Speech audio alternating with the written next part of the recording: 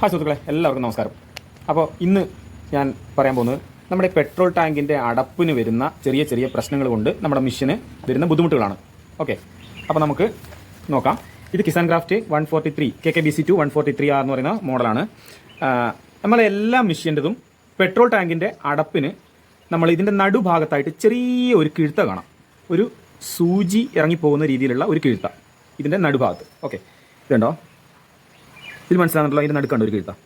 Okay, ഇത് കാർബറേറ്ററിനകത്തുനിന്ന് ഇതിൻ്റെ ഉള്ളിലേക്ക് എയർ സർക്കുലേഷൻ നടക്കുകയും അപ്പോൾ ഈ കാർബറേറ്റർ പെട്രോൾ ടാങ്കിൻ്റെ അകത്തുനിന്നുള്ള പെട്രോളിനെ കാർബറേറ്ററിലേക്ക് എത്തിക്കുകയും അപ്പോൾ ഈ പെട്രോൾ ടാങ്കിലെ പെട്രോൾ കാലിയാകുന്നതോടൊപ്പം പെട്രോൾ ടാങ്കിൻ്റെ ഉള്ളിലേക്ക് എയർ നിറയണമല്ലോ.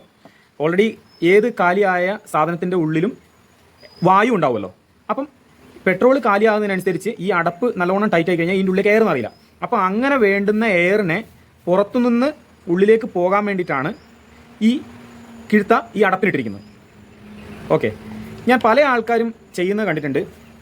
ഈ അടപ്പിൽ കൂടി എന്തെങ്കിലും പെട്രോൾ ലീക്കോ എന്തെങ്കിലുമൊക്കെ വന്നു കഴിയുമ്പോൾ കുറച്ച് പ്ലാസ്റ്റിക് ഒക്കെ എടുത്ത് ഈ അടപ്പിൻ്റെ ഉള്ളിൽ വെച്ചിട്ട് ഈ ഭാഗത്ത് പ്ലാസ്റ്റിക് വെച്ചിട്ട് ഈ അടപ്പൊക്കെ മുറുക്കെ അടച്ച് ടൈറ്റാക്കി വെച്ചിട്ട് കൊത്തുന്നവരുണ്ട്.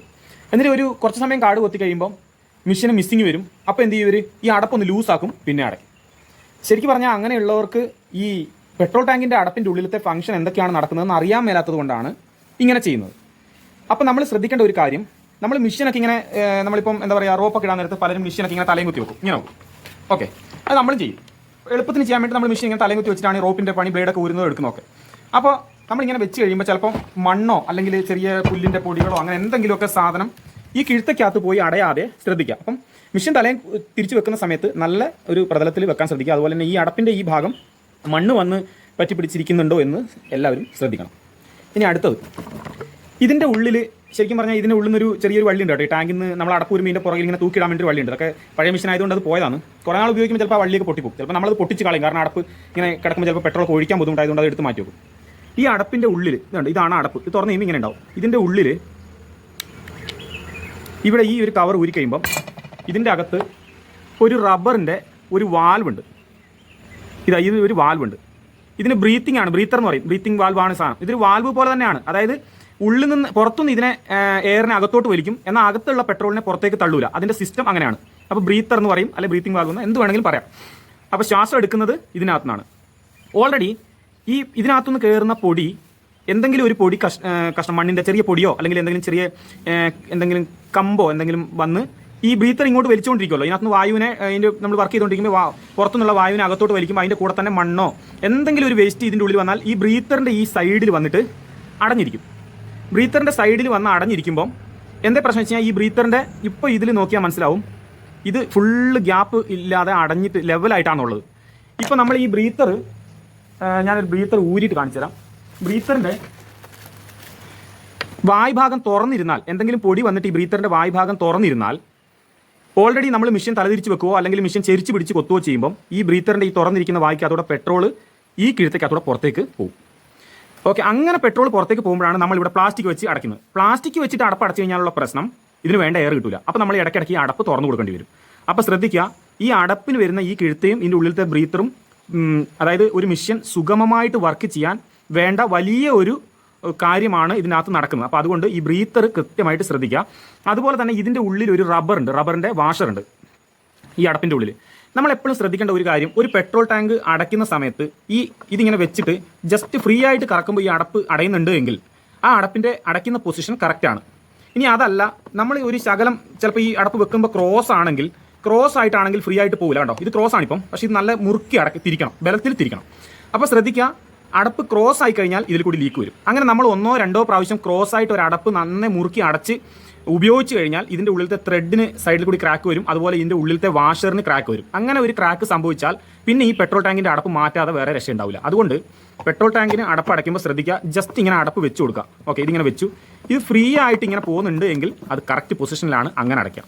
പിന്നെ ഇതിങ്ങനെ അടച്ചതിന് ശേഷം ഇതൊന്ന് തിരിച്ചു, 2 തിരിച്ചു, ഇതിപ്പോൾ കറക്റ്റായി, അതായത് വേണ്ട ടൈറ്റായി. പിന്നെ ചിലർ ഇങ്ങനെ പിടിച്ച് മുറുക്കി ഒരു 3-4 പ്രാവശ്യം ഇങ്ങനെ തിരിക്കുന്ന കണ്ടിട്ടുണ്ട്. അതിൻ്റെ യാതൊരു ആവശ്യവുമില്ല.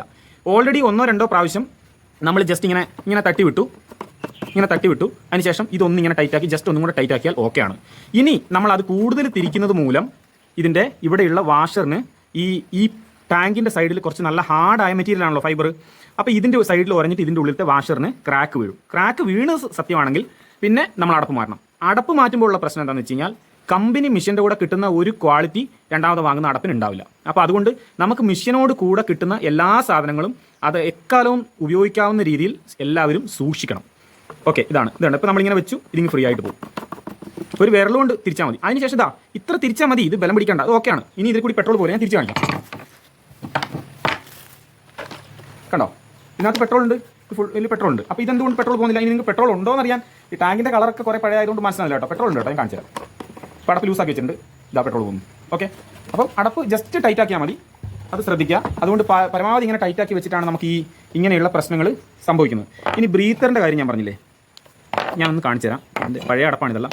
എൻ്റെ ബ്രീത്തർ നമ്മൾ മാറ്റി ഉപയോഗിച്ചാണ്. ഈ ഹോണ്ടയുടെ മിഷനും ഇതേ സിസ്റ്റമാണ് കേട്ടോ. ഹോണ്ടയുടെ മിഷൻ്റെതും അടപ്പിന് ചിലപ്പോൾ ഇതിപ്പോൾ ഹോണ്ടയുടെ പിന്നെ മോട്ടറിൻ്റെ അടപ്പാണ്. ഈ ഇതിൻ്റെ നടുക്ക് കിഴുത്തില്ല. ഓക്കെ, ഇതിൻ്റെ നടുക്ക് കിഴുത്തില്ല. പക്ഷേ ഇതിൻ്റെ ഉള്ളിലും ബ്രീത്തർ സിസ്റ്റം ഉണ്ട്. അതിനെന്താണെന്ന് വെച്ച് കഴിഞ്ഞാൽ ഈ അടപ്പ് ഇതിൻ്റെ ടാങ്കിൻ്റെ ത്രെഡ് ഉണ്ടല്ലോ, ടാങ്കിൻ്റെ ത്രെഡിൻ്റെ സൈഡിൽ ചെറിയൊരു കട്ടിങ് കൊടുത്തിട്ടുണ്ട്. ആ കട്ടിങ്ങിനകത്തൂടെ ഇതിനുള്ളിൽ നേരെ വലിച്ചിട്ട് ഇതിനുള്ളിലെ ബ്രീത്തർ സിസ്റ്റം ഇതിൻ്റെ ഉള്ളിൽ നടക്കുന്നുണ്ട്. പക്ഷേ ഇതിനിങ്ങനെ ഈ പുറത്ത് കിഴത്തില്ല. അത് ഈ 4 സ്ട്രോക്ക് മെഷീൻ നമ്മൾ ഇപ്പോൾ നേരത്തെ കാണിച്ചതെല്ലാം 2 സ്ട്രോക്ക് മെഷീനാണ്. 4 സ്ട്രോക്ക് മെഷീൻ്റെ ഇവിടെ അതൊരു വേറൊരു രീതിയിലാണ് അതിൻ്റെ കാർബറേറ്ററിൻ്റെ സിസ്റ്റം വർക്ക് ചെയ്യുന്നത്. അതുകൊണ്ടാണ് അതിന് അടപ്പിന് കിഴത്തില്ലാത്തത്. ഓക്കെ, അപ്പോൾ നമ്മൾ പറഞ്ഞു വന്നതെന്ന് വെച്ച് കഴിഞ്ഞാൽ ബ്രീത്തർ എല്ലാവരും ശ്രദ്ധിക്കുക. അതുപോലെ തന്നെ നമുക്ക് എന്താ പറയുക, ഇതിൻ്റെ കിഴുത്ത എന്തെങ്കിലും ബ്ലോക്ക് ആയി കഴിഞ്ഞാൽ ഒന്നുകിൽ സേഫ്റ്റി പിന്ന് ഇതിനകത്തൂടെ ഇട്ടിട്ട് അതിൻ്റെ ഉള്ളിലത്തെ ബ്രീത്തറിന് ക്രാക്ക് വരാത്ത രീതിയിൽ, ഈ ബ്രീത്തറിന് ക്രാക്ക് വരാത്ത രീതിയിൽ കറക്റ്റ് പൊസിഷനിൽ പിടിച്ചിട്ട് നമുക്ക് അത് ക്ലീൻ ചെയ്യാം.